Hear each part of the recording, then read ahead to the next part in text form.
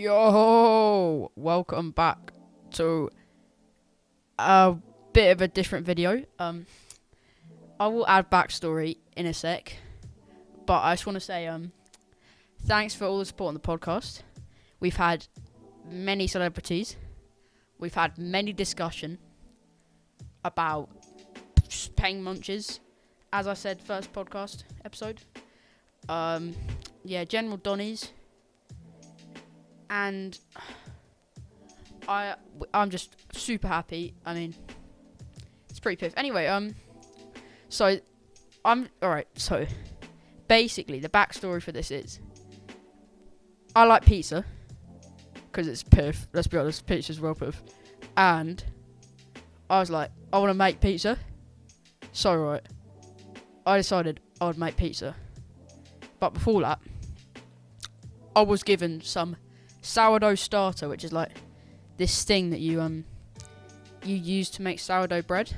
And so I've been making sourdough bread throughout quarantine, and it's just the lengest thing, bruv. It is tasty, and you can decorate it, and it looks swag. It looks fuego as hell. And so I'm making my sourdough bread, and then what you can do is you can make other stuff with the starter. So I think I made crumpets, which were alright. They weren't like Warburtons, but they were. And then I started to make pizza.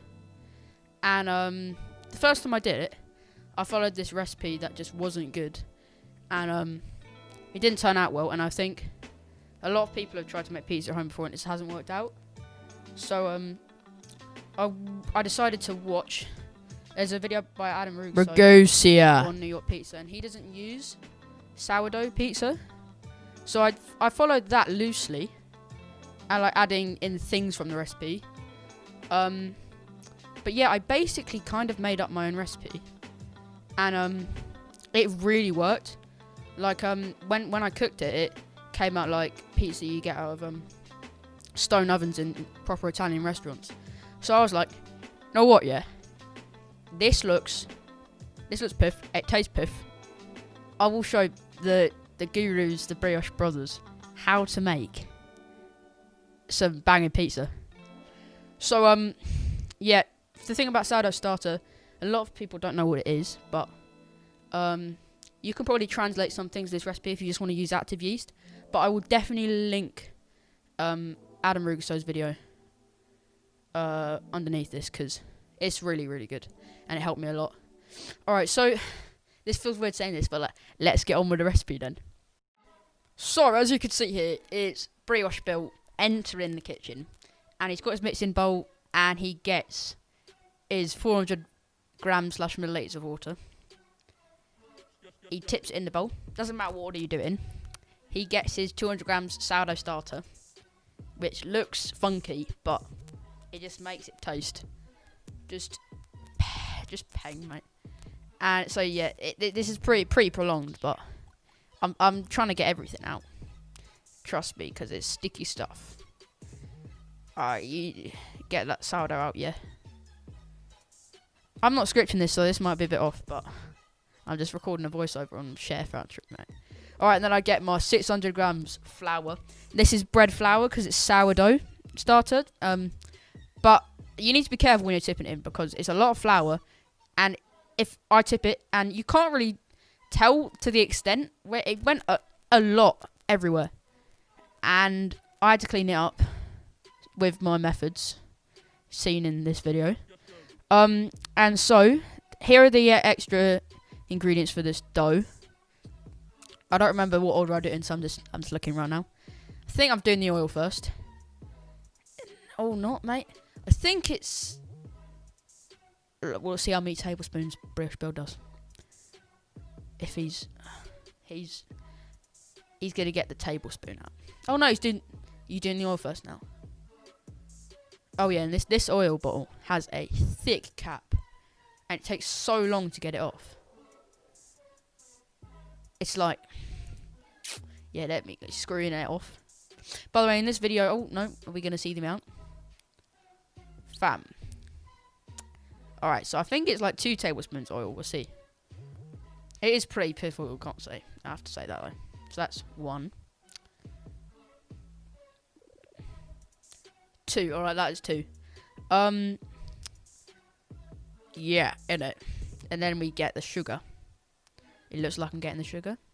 Or not. You don't even have to if you don't want. I don't know what. Yeah, he's just going to get the salt. And this salt, I'm realising now, that is not going to go in the dough. So that is way too thick. And I'll run to the back, yeah.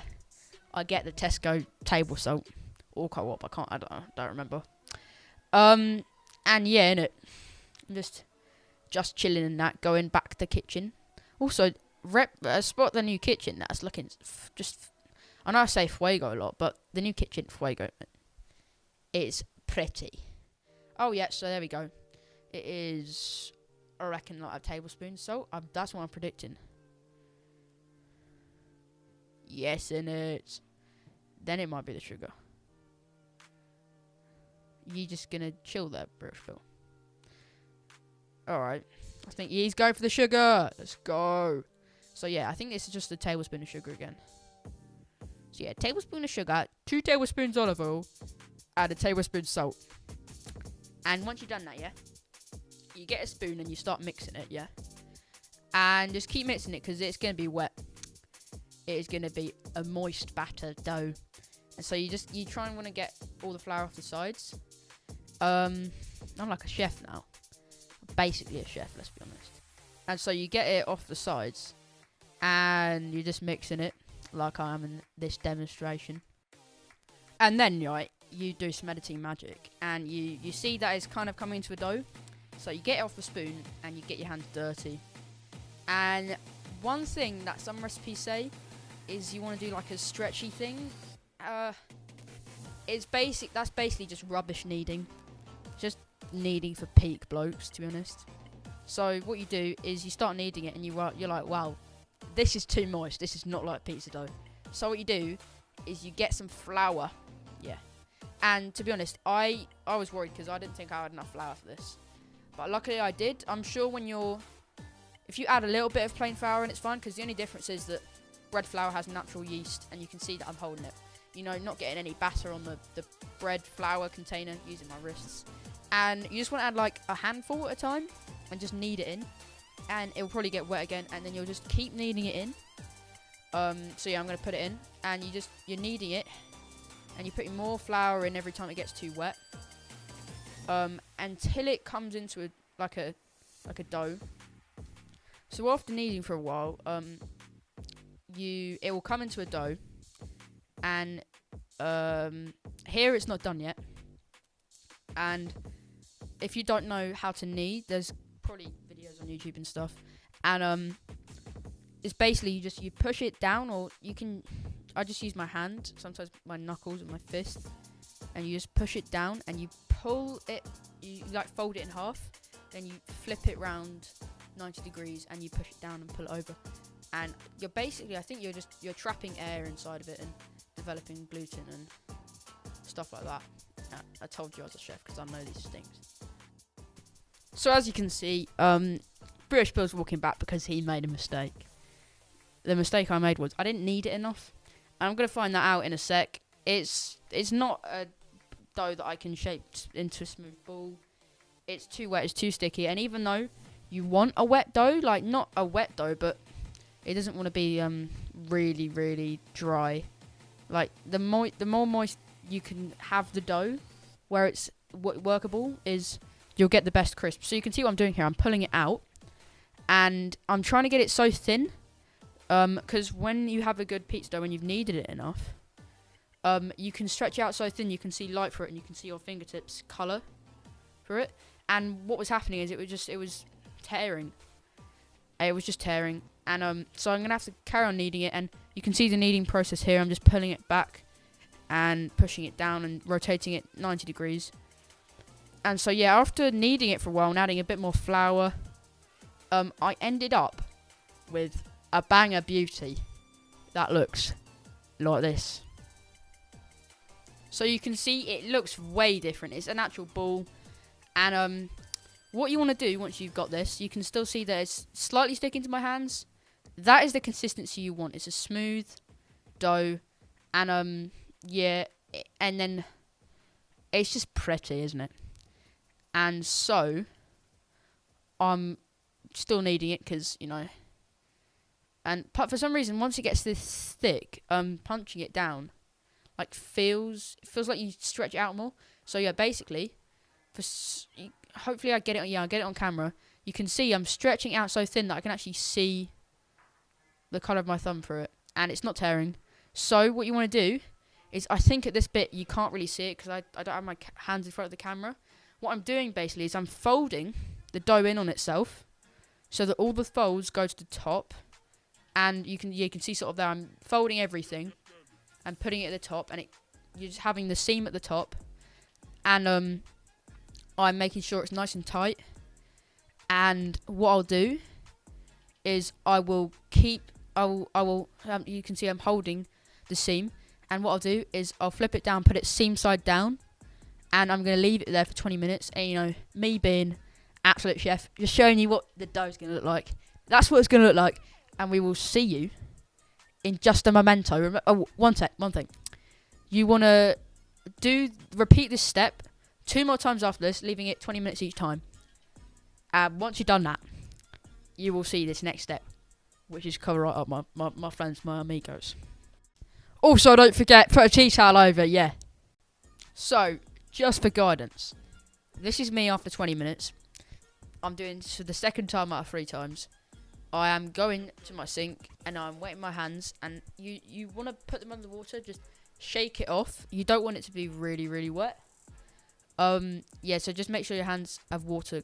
They're covered in water, but they're not dripping wet. This is just to basically lubricate your hands so that the dough doesn't stick to you as much. And so what you want to do is you want to lift it out like I'm doing in here, and you want to do the same thing as before. So you want to get it in your hands, and you want to see, you got it in your hands, and then you want to just pull everything towards the center. You want to fold it in on itself, and so yeah, you can just see that I'm folding it in, and I'm creating the seal, and it's gonna look magnifique. It's gonna look so, because it's even firmer now. So when I plop it down, it's gonna look even better. I'm folding it in. I've got my seam, and I'm just gonna flip it. Oh, look at that ball, mate! Sick ball. Spank it a couple times, yeah, and throw it down. Oh, that's smooth. Look how that's smooth. That is smooth. And you put it over tea towel, and you do that once more after that, yeah? Get me? So, fam, we're back after the final 20 minutes. And sometimes some recipes say rested for 4 hours, but let's be honest, who can be asked? And, alright, so it's a very smooth bad boy, and I've got 4 tubs. That pink one is a bit too small. I didn't have any other ones. It doesn't really matter what shape. I like to use slightly rounded ones, because then they're easy to stretch out when you want to cook with them. But they're like I think the correct word for the shape of my tubs is squircle. So I have these tubs, and I'm getting like a teeny bit of olive oil into them, as seen here. And I'm putting it in there. You can see the amount. And what I'm doing is I'm getting the dough out, and I'm realising now, oh, it's sticking to me because I haven't got my hands lubricated. So I need to get them lubed up with some water. And then, yeah, so shake that off, brioche bill. And what you want to do is you want to take it out. And you can weigh them.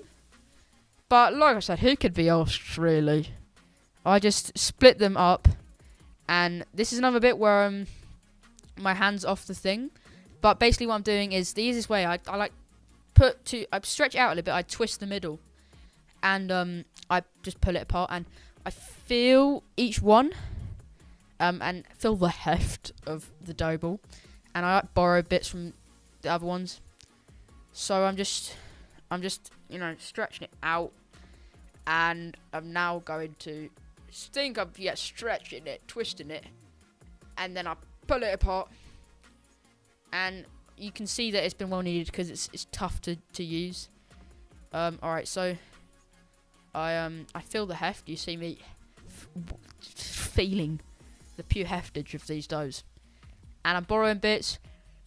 And once I've got equal amounts, I actually put one half down, and I do the same with the smaller bit. Now, if you would say making 2 pizzas and you did like half the amount, you wouldn't need to do this. But I have enough for 4 pizzas, so I split it in half 2 times, and I have 4 different dough balls. So I place one of them down, like I put it on top of just a lid, and I make this one into a ball with my hands. And then I do actually, the steps earlier when you were folding it in, I do that with the little dough balls.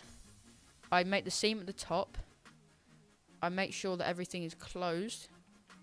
And you can see it better on here, which is good. And I make just a very well sealed seam. And what I do is, so that's done. And then, bruv, your boy, he goes, yeah. He just makes sure it's properly sealed, and then he gets his tub, his oiled up tub, and he makes sure it's down seam side down, and he coats the. I'm speaking to myself third person, and I coat the tub. I coat the dough and the tub in olive oil, and by just twisting it around, basically what the olive oil does is it hydrates the dough, and so I've got that down seam side down. And I put the lid on, and that's ready to go in the fridge. So basically, you just want to do this with the rest of your doughs, your dough balls, and you'd put them in the fridge, and you have to wait 24 hours to use them, and you have to use them within a week. So basically, it lasts up to a week, but you have to wait 24 hours to be able to use it because it needs time for the flavour to develop. And the longer you leave it, the better the texture and the flavour of the dough. And that's all I got to say. So I made this on a Tuesday, and I am gonna cook this on a Monday, and so it's gonna be very nice. So yeah, that's pretty much all I got. They're still in the fridge, mate. It's Thursday, so I don't know how I'm gonna record this cooking process, but I will. So there's gonna be some editing magic here, and you'll see me. Be in the evening. It will be in the kitchen. And I will see you then. So, this is bye from me from now. And welcome to the kitchen. That's all I've got to say. Alright, we're in the kitchen. Spot's looking fresh. We've got our sick oven. And what you're going to do is you're going to put it to... Well, I've got pizza mode, which is... It's pretty piff still.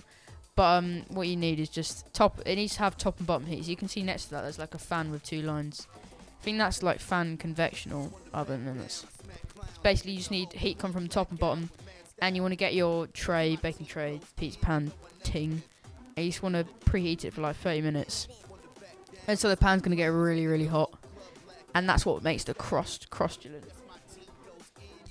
Alright, now, so we've switched to a different view, which is pretty good to be honest, and I put a baking sheet down.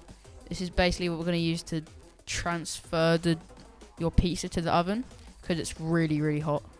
So yeah, just put that amount of flour. If you're blind, then it's like get like a small handful, and then you just want to spread it all over the baking sheet, the chopper board, and yeah. So this is just to stop it from sticking and bonding with the material. And then you want to get your plate. I've got a snazzy Stormtrooper plate that I actually painted myself, which is pretty dapper to be honest. And you want to use a little bit more flour on this one. It doesn't matter what flour you use. I just use plain flour for this because I don't want to use up bread flour. And it turns out fine. Bread flour probably has a nice flavour if you want to use it. But what you do is you want to get your topping. So I've got this cheap mozzarella. And I've got my sauce, my lovely sauce. I'll link the recipe below because it's bagged. And then you want to get the dough. And when you're getting the dough out, you just want to push the sides down. And it's just don't deflate it too much. And so you got it out. and you just want to start spreading it out. Make sure it's really nice and circular. The flour's there just to dry it, make it easy to work with because it's very wet. And you can't see that well. It was really difficult to get on camera, but what I'm doing here is I'm just picking up the dough and I'm spreading out. I'm just holding the crust and I'm spreading it out and rotating it, and gravity pulls it and it makes it nice and thin. I would look up a YouTube video on people doing this because you can't sit well enough here.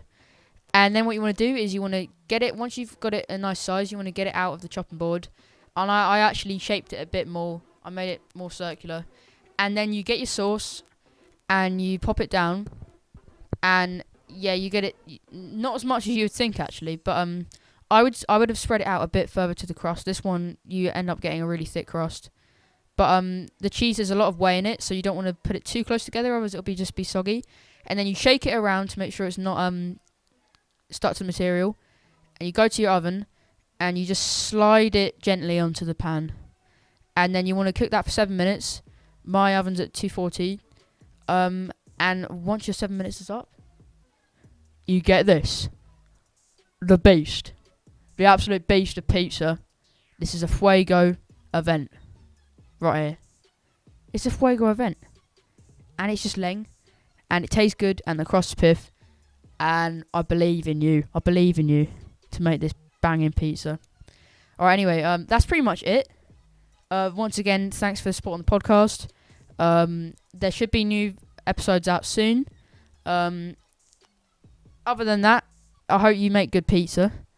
And I will see you in the next video / podcast that I make. Alright, peace.